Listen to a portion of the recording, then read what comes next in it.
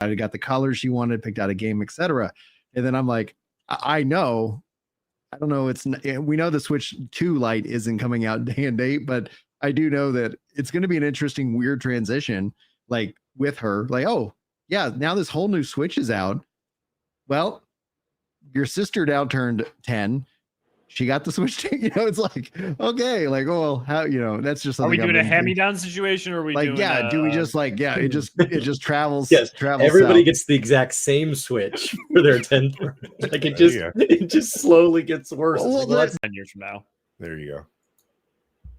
It's gonna be great. I'm actually really looking forward to it. Switch has had a long life. I've held off playing the Tears of the Kingdom because I was like, oh, people were playing it at 20 frames a second, and I was like, and then they're emulating it like on Steam Deck, at 60 frames, and I was like, man, that really does tempt me to go and do that. But I'm hoping that with Switch 2, it's got the power that it can play Tears of the Kingdom the way that it's meant to be played at a proper resolution. Everyone talks about 4K, but honestly, 2K in most situations is enough. And secondly, yeah. I will take a solid 60 1080p over a variable 4K any day of the week. Yeah, every time.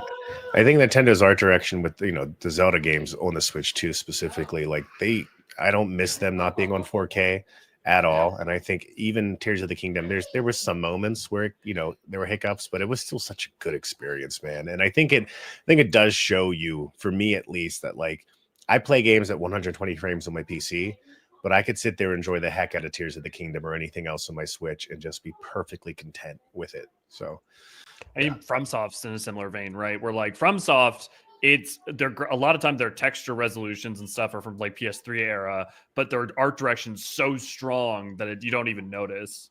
Yeah, it's true. All right, do you guys want to talk about Ubisoft, or do we want to play around at 20 questions? Sure. I mean, what does this say, Ubisoft, and then like pour one out for what was once a giant? They're on their way out. Wow. Like, do you think that Assassin's Creed Shadows can turn it around if it's a good game, or is it literally just like we're just waiting until a certain date? At best, it buys them time. Yeah, I mean, I don't think it's going to be as successful as Valhalla, and Valhalla was only 4 or 5 years ago. And how many copies did Valhalla sell to? Like, I thought it was a really good amount. Look up the official. It's sold number. a lot. It's sold a lot. Over 10. Yeah.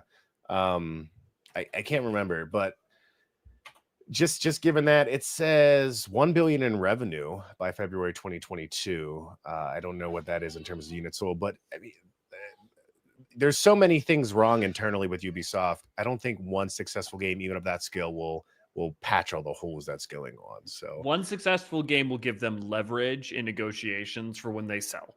For when they like, so whether it's 10 cents, whatever it is. But frankly, no, I mean, I hope I'm wrong, but you read, not just in like general news, but like you actually read people coming out of there, everything seems to be systematically absolutely borked. So there's no way, like, even if this game solved, right? Even if Shadows does well, there's no reason to assume the next one will. And it's just going to be the same problem, right? Until that problem's solved.